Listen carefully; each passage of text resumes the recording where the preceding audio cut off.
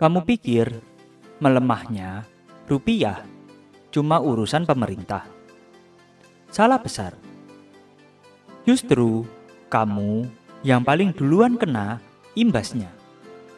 Dan yang paling serem, kamu mungkin gak ngerasa apa-apa sekarang. Tapi efeknya pelan-pelan bisa fatal. Gini deh, bayangin kamu beli mie instan, dari dulu harganya kayaknya segitu-gitu aja kan? Tenang, murah. Tapi coba hitung ulang. Ukurannya semakin mengecil pelan-pelan. Ini bukan mie yang mengecil. Ini mindset kita yang mengecil. Dan kalau mindset ini gak lo ubah dari sekarang, melemahnya rupiah bakal jadi pintu kecil menuju masalah besar. Gue ceritain sedikit ya. Kemarin ada adik kelas gue curhat. Dia bilang, "Bang, kok rasanya gaji gue kayaknya tetap. Tapi semua hal di hidup gue kerasa semakin mahal." Gue cuma nanya satu hal sederhana, yaitu, lo sadar nggak kalau harga naik itu sebenarnya bukan barangnya tambah mahal, tapi duit kita yang semakin kecil nilainya. Dia diam, dan gue tahu persis ekspresi itu. Ekspresi orang yang baru sadar kalau selama ini dia lari, tapi mengejar hal yang semakin menjauh. Masalahnya, banyak dari kita punya mindset berbahaya ketika rupiah melemah. Mindset pertama, harga naik mah biasa. Toh semua orang juga ngalamin. Yes, semua orang ngalamin. Tapi gak semua orang nyiapin diri. Mindset kedua, gaji gue tetap kok. Aman lah. Aman dari mana? Gaji tetap itu artinya daya beli lo turun setiap bulan. Kayak main game, tapi darah lo mengurang pelan-pelan tanpa sadar. Mindset ketiga, yang penting hidup jalan aja. Ini nih yang paling banyak gue temuin. Orang bangga bisa bayar bulan ini, tapi gak sadar kalau bulan depan bisa jadi ceritanya berbeda. Lucunya, kita itu sering lebih peduli sama harga skincare turun 5.000, tapi cuek ketika nilai uang kita turun jauh lebih besar. Tapi ada satu mindset yang lebih berbahaya dari semua ini, dan hampir semua orang tanpa sadar ngelakuin. Mindset paling bahaya adalah, selama gue masih bisa beli, berarti hidup gue baik-baik aja. Padahal dunia itu diam-diam mencicil hidup lo. Harga naik pelan-pelan, gaji stagnan, cicilan tetap, lifestyle naik, dan lo gak pernah sadar karena semuanya berjalan smooth.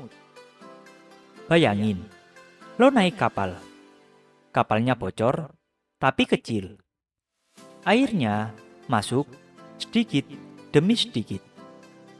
Lo bilang, santai, masih bisa jalan.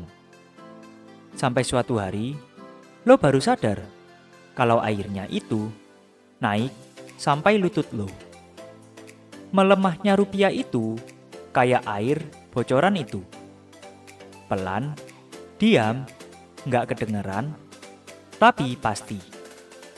Tapi kalau semua ini udah kelihatan jelas, kenapa masih banyak orang yang hidupnya semakin sesak, tapi tetap merasa aman. Gue ceritain tentang Raffi, temen gue. Gajinya 6 juta. Setiap bulan selalu habis. Tapi dulu dia santai karena yang penting kebayar semua. Sampai tahun ini, uang makanannya naik, transportnya naik, jajan naik, sewa kos naik, tapi gaji tetap. Mulai kerasa berat, tapi dia masih punya satu kalimat andalan. Gue masih bisa beli kok, berarti aman. Lalu, bulan lalu dia sakit, rawat jalan, beli obat, dan tiba-tiba tabungannya tinggal 200.000. Hari itu dia bilang ke gue, "Bang, gue baru sadar, rupiah melemah itu gak kerasa pas hidup normal. Kerasanya pas lo jatuh." Dan itu jadi momen dia diem lama. Karena dia nyadar satu hal penting. Hidupnya gak berubah, tapi nilainya menurun setiap bulan. Supaya lo gak kayak gitu, ini langkah nyata yang bisa lo lakuin. Dan ini bukan omongan motivasi kosong. Yang pertama, ubah cara lo lihat harga. Jangan cuma lihat harganya naik berapa. Tanyalah, berarti ini nilai uang gue turun berapa? Ini bikin otak lo otomatis lebih waspada. Yang kedua, naikin penghasilan walau 1% per bulan. Kecil itu nggak apa-apa. Yang penting nambah. Freelance kecil-kecilan, jual skill kecil-kecilan, atau kerja sampingan yang simpel. Saat rupiah melemah, bertahan itu bukan soal hemat, tapi soal nambah daya tembak. Yang ketiga, punya dana cadangan minimal 1-2 bulan pengeluaran. Ini yang nyelamatin lo dari efek buruk nilai tukar. Karena saat rupiah melemah dan harga naik, dana cadangan bikin lo punya nafas. Yang keempat, kurangi hutang konsumtif.